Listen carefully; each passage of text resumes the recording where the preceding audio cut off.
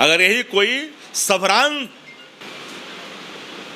वर्ग का होता या सत्ता संचालन के इर्द गिर्द से निकला हुआ कोई होता तो आज इसको देखते कि नेशनल मीडिया इसको किस तरह से उठाती और किस तरह से करता। वही तो है। अरे एक लव द्रोण ने तो एक लव का एक अंगूठा लिया था जी। ये पूरी सरकार युवाओं का अंगूठा दान में ले रही है। आपकी पार्टी तो लालू प्रसाद यादव जी भी तो कहते हैं कि गरीबों के हम मसीहा हैं, नेता हैं। आपकी पार्टी की तरफ से कोई अभी तक विधायक क्यों नहीं गए?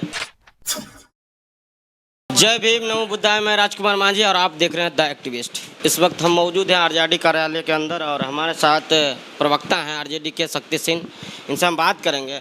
सर, एक लड़का अभी नया जो उसको 2.5 करोड़ रुपया स्कॉलरशिप अमेरिका सरकार ने दिया है और वो जाएगा लड़का अमेरिका पढ़ने के लिए। अभी तक बिहार सरकार से कोई ट्वीट भी नहीं आया, उसको सम्मान भी दिया नहीं जा रहा है। क्या बात? ये जिस लड़के की आप चर्चा कर रहे हैं वो दलित परिवार का लड़का है, मांझी परिवार का लड़का है। अमेरिकी सरकार ने उसके मेधा को ध्यान में रख करके 2.5 करोड़ का स्कॉलरशिप जारी किया है। उस पैसे से उसके पढ़ाई के पूरे इंतजामात होंगे, पूरे कोर्स को कंप्लीट करेंगे। तो मुझे एक बात जरूर कहनी है कि जिस मेधा को सरहद पार के मुल्कों के रहने वाले बादशाहों ने या वहाँ के संस्थाओं ने परखा, जाना, क्या देश की सरकार उस गरीब जो बिलो पॉवर्टी लाइन के नीचे रहने वाले दलित के बेटा के मेधा को आखिर क्यों नहीं पहचान रही है? देश में शिक्षा रसातल में जा रहा है। हमारी जो बुनियाद है शिक्षा की वो बिल्कुल समाप्त होते जा रहा है। पैसे वाले पढ़ रहे हैं, गरीब लाचार बेबस हैंड टू माउथ लोग, बिलो पॉवर्टी लाइन के नीचे रहने वाले लोग की पढ़ाई का कोई इंतजामात नहीं। चूँकि 2 जून की रोटी उनको बढ़िया से नसीब नहीं है तो वित्तीय जो भार आता है पढ़ाई में उसका वो भार वहन करने में असक्षम हो जाते हैं। लेकिन मेधा सर चढ़ के बोलता। आप किसी के व्यक्तित्व को, किसी की विद्या को आप नहीं चुरा सकते हैं। स्वदेशे ही राजा पूज्यते, विद्वान सर्वत्र पूज्यते। विद्वान की पूजा दुनिया में होती है और राजा की पूजा देश में होती है, राज्य में होती है। तो आज इस बिहार के बेटा, पटना जिला का रहने वाला, उस मांझी परिवार का बेटा के अंदर जो मेधा है उसको पहचान की है सरहद पार अमेरिका के लोगों ने। मैं तो चाहता हूं कि जिन लोग आज सत्ता के उच्च पदों पे बैठे हैं, चाहे राज्य की सरकार हो चाहे देश की सरकार हो, सुध लेनी चाहिए थी। उनके घरों तक जाना चाहिए तो सम्मानित करना चाहिए था। ये आपकी पार्टी होती तो? मेरी अगर सरकार होती तो ऐसे ऐसे मेधावी लोगों को चुन चुन करके, लालू प्रसाद जी का पहला जो शिक्षा के जगत में जो रेवोल्यूशन था, मुनिया बेटिया पढ़ते जाए, गैया भैंसिया चरते जाए, ये स्लोगन दिया। चाहे घोंघा चुनने वाले, सुअर चराने वाले, खोइचा बेचने वाले, पान बेचने वाले जो लोग हैं, शिक्षित बनो। बुद्धम शरणम गच्छामि, यानी बुद्ध के शरण में जाओ, बुद्धि के शरण में। संघम शरणम गच्छामि, एकता के बंधो। जो आज बिखराव है देश के अंदर में, तो बुद्धिजीवी बनने के लिए आदरणीय लालू प्रसाद जी ने प्रेरित किया और कहा मुनिया बेटिया पढ़ते जाए, गैया भैंसिया चरते जाए। आज उसकी कमी है। आज शिक्षा बदहाल है। आप समझ सकते हैं, कल्पना कर सकते हैं। आपकी पार्टी तो लालू प्रसाद यादव जी भी तो कहते हैं कि गरीबों के हम मसीहा हैं, नेता हैं। आपकी पार्टी की तरफ से कोई अभी तक विधायक क्यों नहीं गए? हमारे पार्टी के विधायक गए हैं, पता कर लीजिए।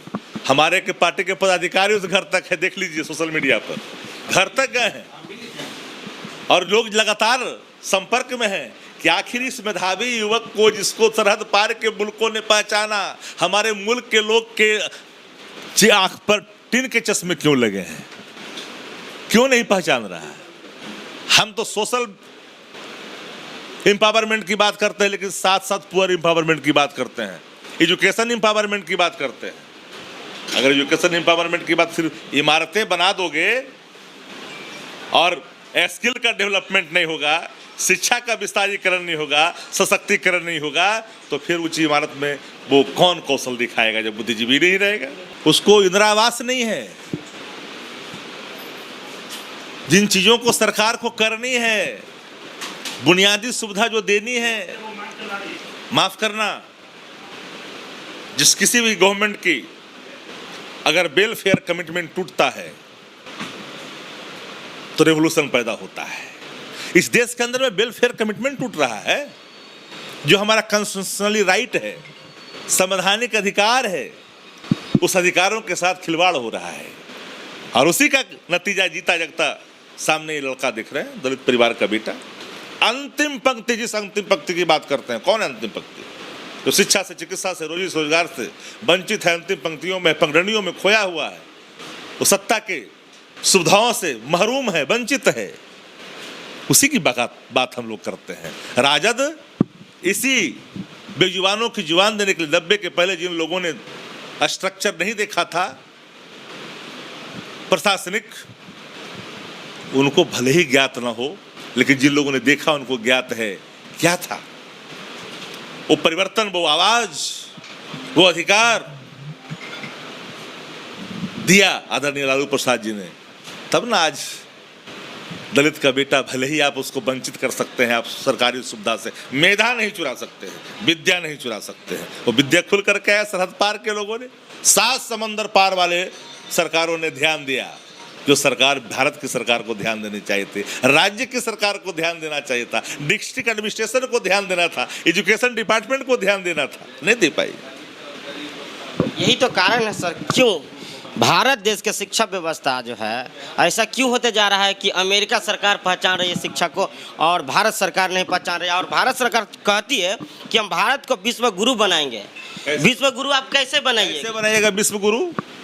विश्व गुरु कथनी तज करनी करे तो विश्व से अमृत हुई।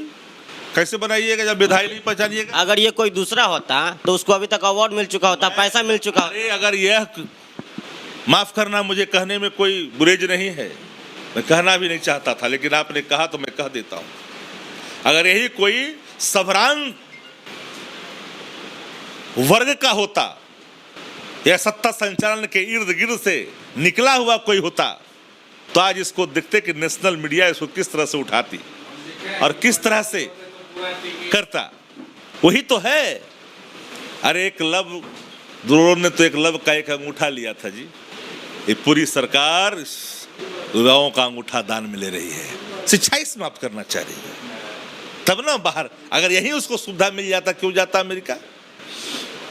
इसका मतलब कि हम अपने कर्तव्यों के निर्वहन में बहुत पीछे हैं। इस मंच पर देश के प्रधानमंत्री जी आ रहे हैं, अपने सरकार में बैठे लोगों को हुक्म देते और डिप्टी सीएम जाते और उसको बुला के मंच पर सम्मानित कर करके प्रधानमंत्री जी